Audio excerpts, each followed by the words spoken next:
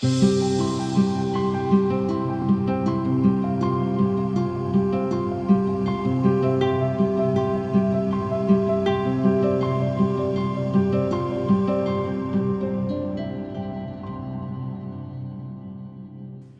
name is Mark Leveri. I first came to know about TCRS many years before I joined the organization. But specifically, I started doing some work with TCRS, not as a member of TCRS staff, but I got some involvement in doing some work for TCRS. That was in 1994, during the Rwandese influx or the Rwanda's genocide time. By that time, I was working with the Tanzania Film Company, and my organization was requested by TCRS to make a documentary about the incoming of the refugees in those years. So we covered the Rwandese crossing the Rusumo Bridge. We also covered at that time, earlier than that, the refugees from Burundi, and also the Congolese in that brief period, 1993, 1994. So that's how I came to know TCRS much better. But again, later on, I was working with the church as a secretary, and in our annual or semi-annual executive committee meetings, issues of TCRS came to the discussions, especially on the refugees, and sometimes on development, and also sometimes on issues of disaster and emergencies. So that's how I came to know TCRS much more. And eventually, I became a member of the board of directors of the Tanganyika Christian Refugee Service. That was in the year 2000 to 2004. And then 2005, I was appointed the first Tanzanian Executive Director of the Tanganyika Christian Refugee Service, TCRS. Before that, when the organization was started in 1964, all the heads of the institution in Tanzania were foreigners. And for the first time in 2005, 2006, when the organization became a local organization, I became the first director of that organization, TCRS, which I worked before until the year 2014 when I retired.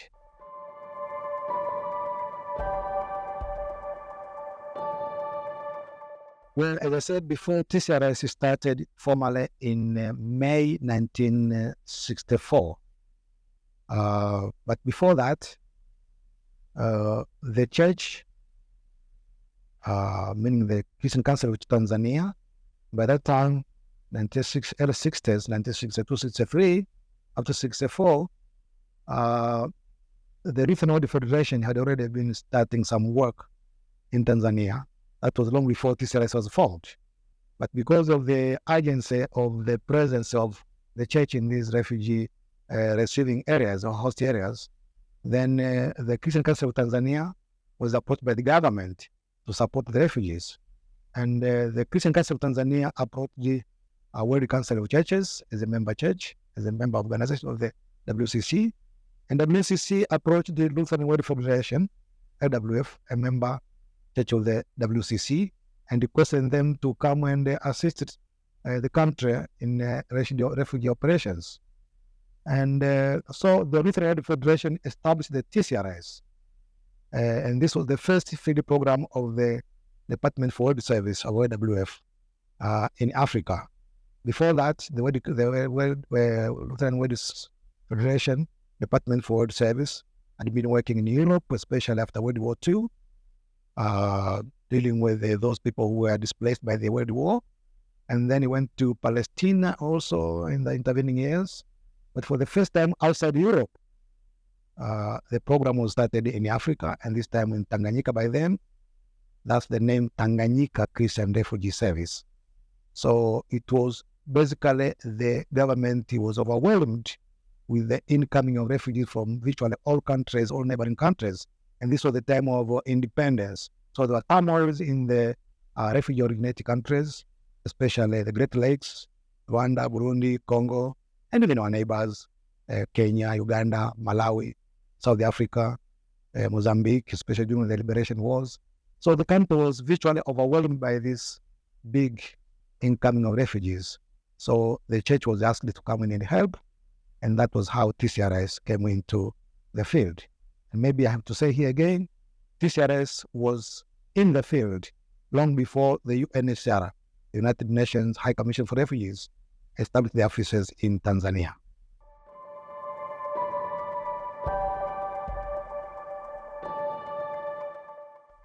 Well, the challenges are many, typical of teething problems.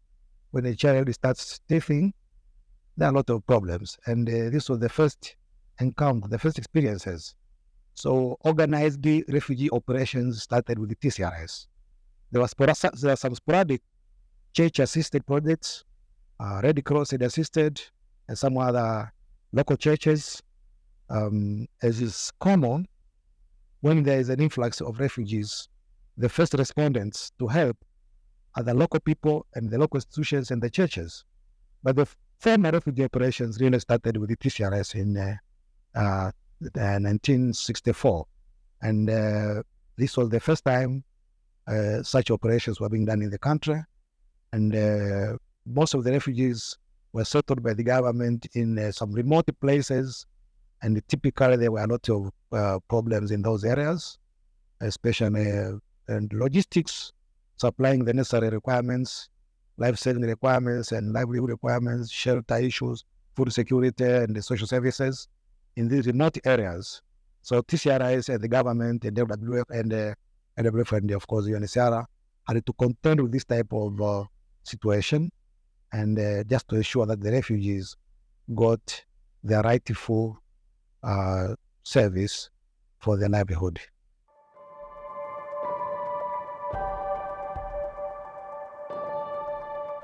Well, as I said, TCRS, then an arm of the Lutheran World Federation, had a lot of support from church partners, we say the church-related organizations, which supported TCRS through the Lutheran World Federation. So some resources were mobilized from the church partners, but also the UNHCR mobilized some resources from back donors, the philanthropic humanitarian regime in the world, and through that support, TCRS was able to perform the work. But again, I must say, the history of refugees in Tanzania can really be called the history of, the history of TCRS is synonymous with the history of refugees in Tanzania. Because in that time, the government and the UNHCR had only one implementing partner, and this was Tanganyika Christian Refugee Service, TCRS, for which they had what they called the tripartite agreement to perform the work. So the government was the host organization, and UNHCR was the professional UN implementing or UN responsible for refugees, and TCRS was operating in terms of the Tanzanian policy on refugees, and also the UNHCR mandate to ensure that the refugees were given appropriate support to ensure their livelihood after running from this life-threatening life from their homes.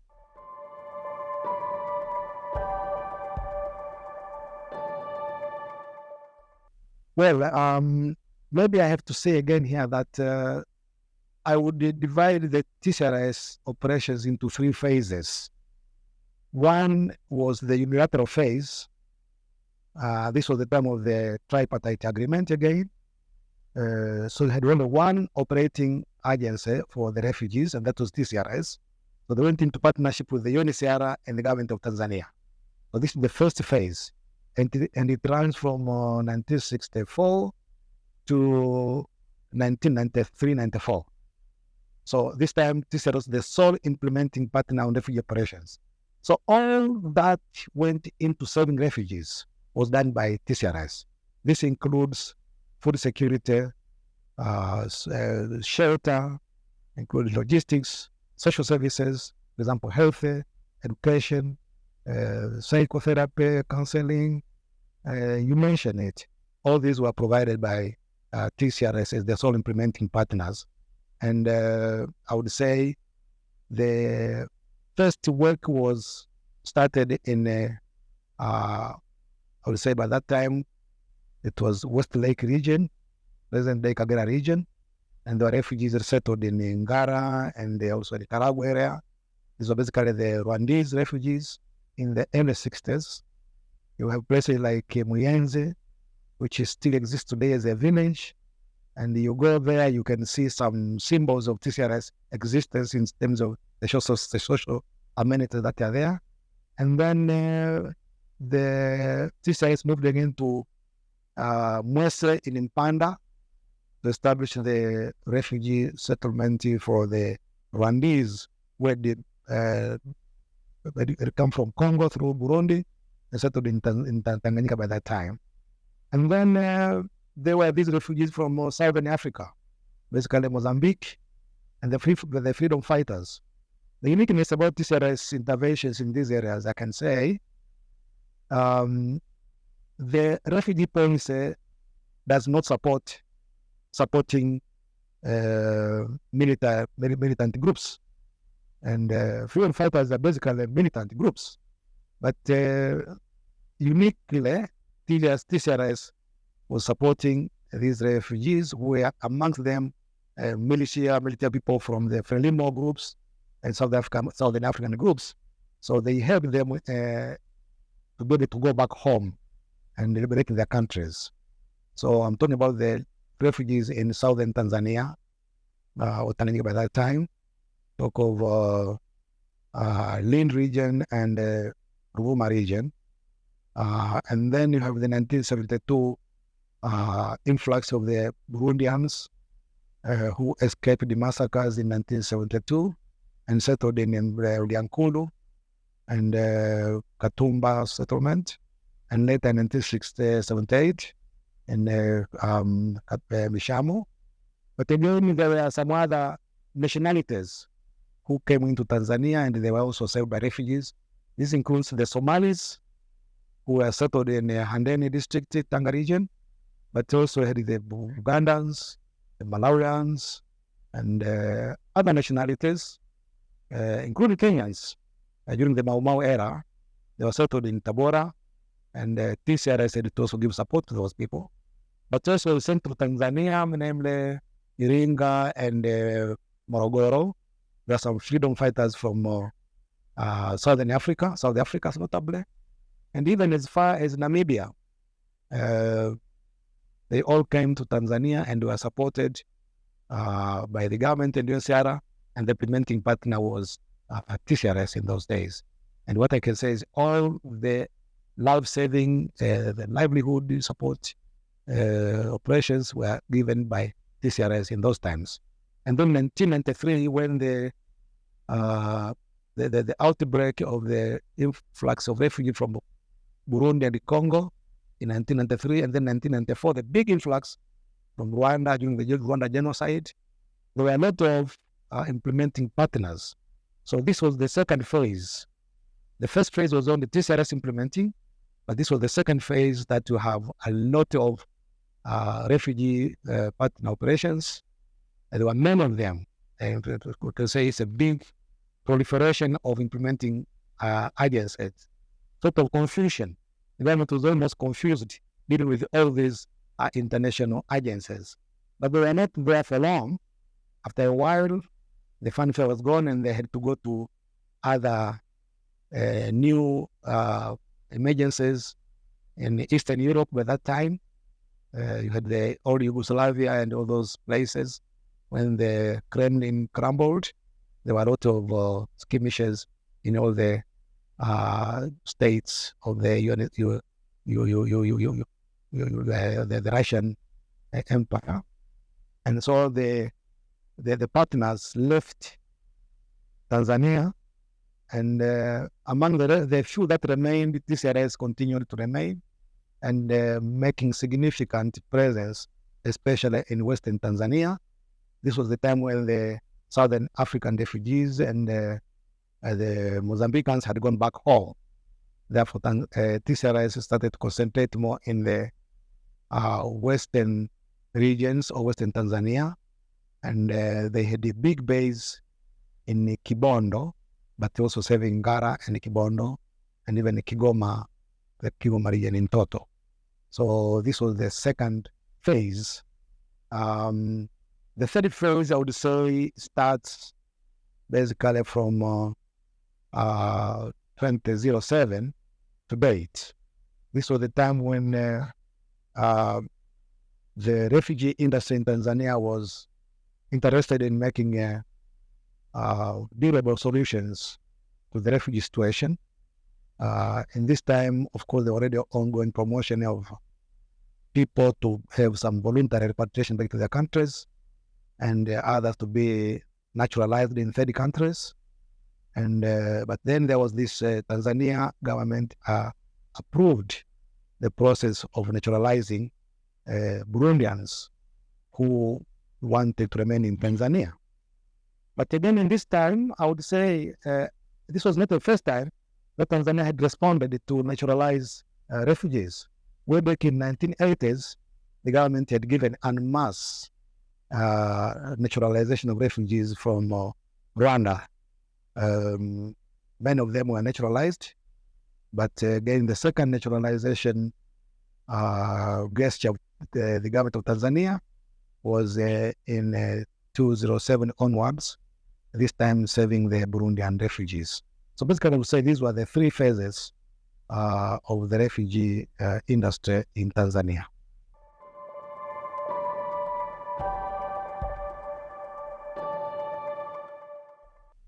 Well, I would say the government, through the Ministry of Home Affairs, the Department for Refugee Services, has always been very cordial, I would say, very understanding, and making the work easier.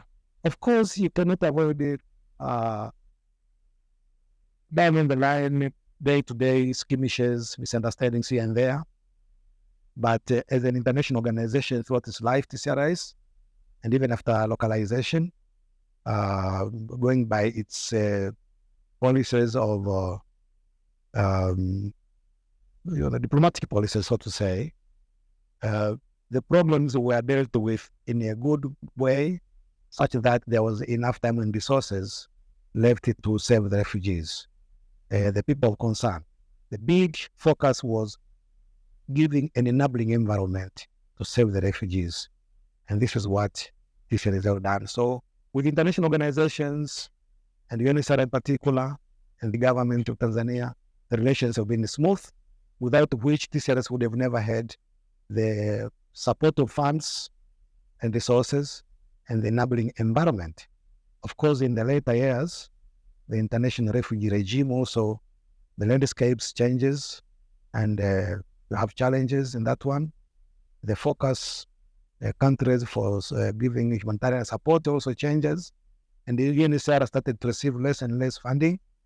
As such, when the demand is huge and the funding resources are low, there is definitely a challenge, a problem. But TCRS has always matched the hour by strategizing themselves and adjusting accordingly.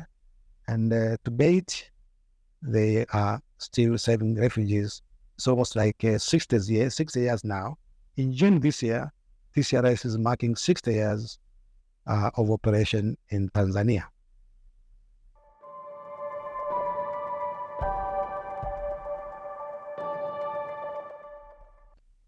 Well, there are many testimonies of refugees about how TCRS was able to change their lives. You know, people are running away for fear of persecution, for fear of losing their lives in their home countries. And some of these have been in the country for many years. Some of them have been born in Tanzania, especially in the old settlements. I'm talking of those who were born in Uliakulu, Katumba, and Mishamo, and many others who are spontaneously settled in neighboring villages in Kigoma, and the others are even in the urban areas like Dar es Salaam. You have urban refugees who are on and off, recognized and recognized, but they are there. TCRS has been able to give them support, give them a hand, and they have found Tanzania their home. They have found Tanzania their home. Although sometimes the policies of the country do promote voluntary repatriation, especially now that the countries are having some peace. But the peace in the Great Lakes is very volatile. There's a season of peace, and then suddenly there's again some skirmishes, and people run across the border again. But Tanzania is also nowadays being a little bit tough in terms of admitting the asylum seekers. In those times, especially during the first phase and almost the first phase exactly, Tanzania was almost like saying we are giving a welcoming hand to those who want to come. And we called them our guests, resident guests. In Kiswahili, they say wageni wakazi. And they were given tracts of land to cultivate, and as soon as they became self-reliant, and they were given all facilities, and many decided to remain. So many have been naturalized. Many have been going to school. Many have gone through universities, through our university system in Tanzania. And many have been also employed in the country. Many have also been given chances to go to third countries. And many are working in those countries in different capacities. And they talk so good about TCRS. They have very good memories about their support, how they were supposed to be what they are today. And even those who went back home, they still talk so good about how they were given support in Tanzania.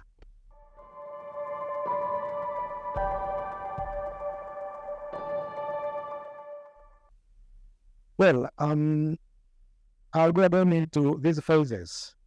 In phase one, the government was very welcoming. And the government policy was by rural development and self-reliance. So these refugees were given big land to cultivate, and they participated in the Tanzanian economy. In fact, I'll give an example of Ulyankulu settlement. Tabora is the first, has the biggest harvest of tobacco in the country, the biggest producer of tobacco in the country. And Rwandan district is the biggest producer of tobacco in Tabora region. And Ulyankulu settlement is the biggest, is the largest producer of tobacco in Urambo. So getting Urambo and Katumba and Mpanda and Mishamo, the production of tobacco alone contributed a lot to the economy of the country. And this was the time of self-reliance. And after years of this liberty of having a lot of land, they became self-reliant. And this was the policy of the country. And they were no longer waiting charities. They were self-sufficient. And the government was, the TCRS headed over the settlements of the government. They became part of the government system, self-supporting. But after during the second phase, the government policy started to change. And it was no longer giving hospitality, but some writers have called it from hospitality to hostility.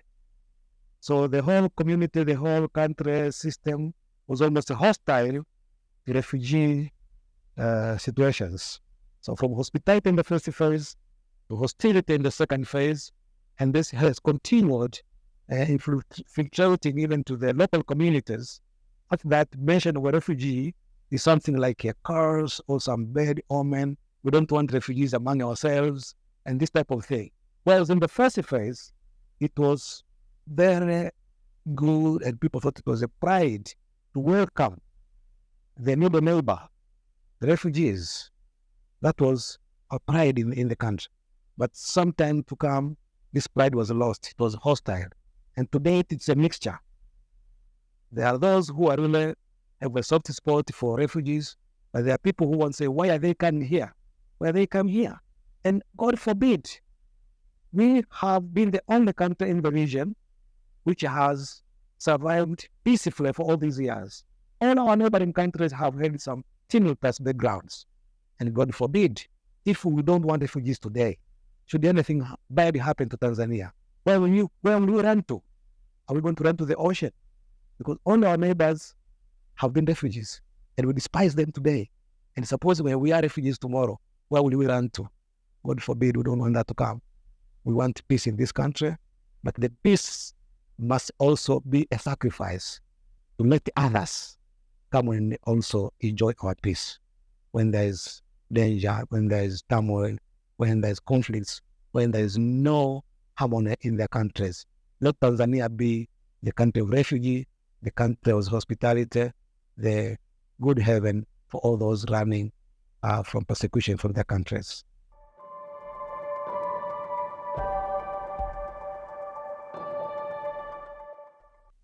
Well,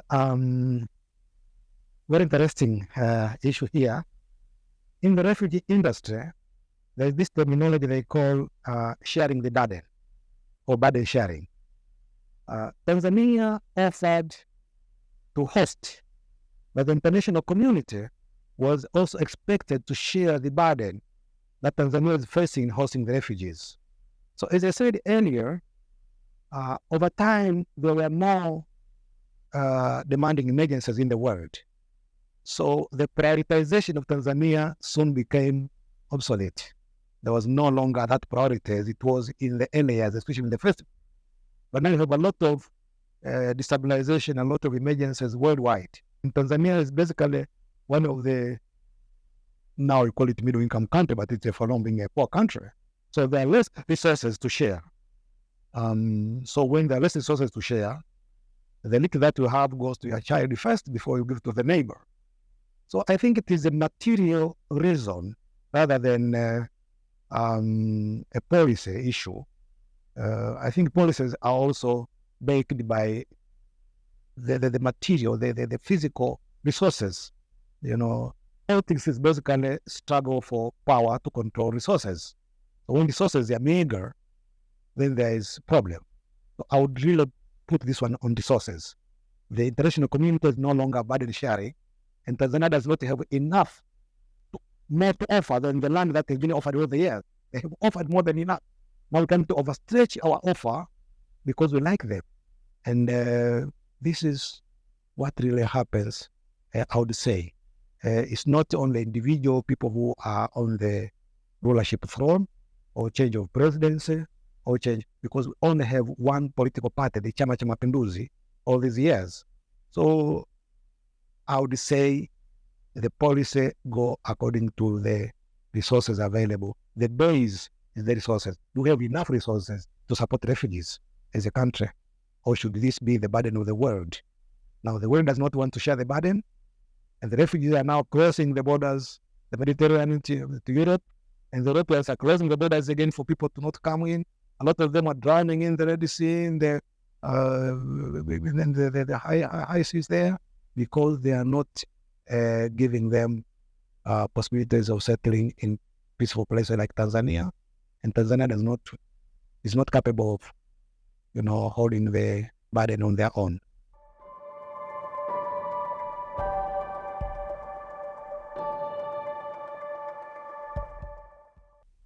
As I said earlier, the first phase is synonymous to the hospitality of Tanzania as a historically renowned country that received refugees in numbers than any other country in the world by that time. And Tanzania we're very proud of that, being a host. It's a good Samaritan, helping a hand to the needy. This is for TCRS, this is like living the Christ testimony of giving a helping hand to the need. In the first phase, as I said earlier, the policy of the government was to make refugees self-reliant, and they were given big land to cultivate. And they did it. Within years, they became self-reliant. And in fact, in the refugee settlements, because of the services that were provided there, the water, the schools, the utilities, the roads, they were even much better than the local population amenities. So people were living near the refugee settlements, came to the refugee settlements to get the schools, the health facilities, and even doing business. So they're even much better than the local host communities. And that was the time. But when it came that the international community was withholding their support, and the Tanzanian government now started to have hostility to the refugees, they restricted them to smaller lands because they didn't want them to stay for long. So you give them a smaller land, they are given a reduced ratio of the food support just to discourage them to stay in the country. And by that time, they call it voluntary repatriation. They would be promoted of voluntary repatriation. But if you look deeper into it, I would say it's not a voluntary. It's some sort of forced. Because if you close the schools, if you don't provide them with the social amenities, if you don't provide them with good food, they would look at, what about going back home? What about staying here? And the options would be, where do they have a better livelihood? They would really go back home. So are they going back voluntarily, or because you have withheld some of these important supports that they needed in the country? So I would say this was the policy, giving them smaller tracts of land, giving them restriction of movement, giving them no employability status. They couldn't be employed. They're even not allowed to go into the neighborhood to do some work that would give them some other support for their livelihood. So it's like they're in a prison, sort of. And that would discourage them to stay in the country and opt to go back home. This was basically what happened. But another thing that I will probably mention here about the resource constraints. So the biggest support was coming from UNHCR, but also some of these international organizations, including TCRS, they came with their own budget into the program. So get the UNHCR budget, and so they have their own budget into the program. So many of these international organizations came with a big budget, and sometimes UNHCR chose their implementing partners on the basis of how much do you have in your in the budget. So those who got bigger chunks got more opportunity to be given more operations in the refugee settings. So some of the local organizations, and sometimes in TCRS, when we became local, sometimes they were not given as much work with the refugees as it ought to have been, because they are now looking how much do you have in your pocket. If we have less to bring on the table, then we give this one less.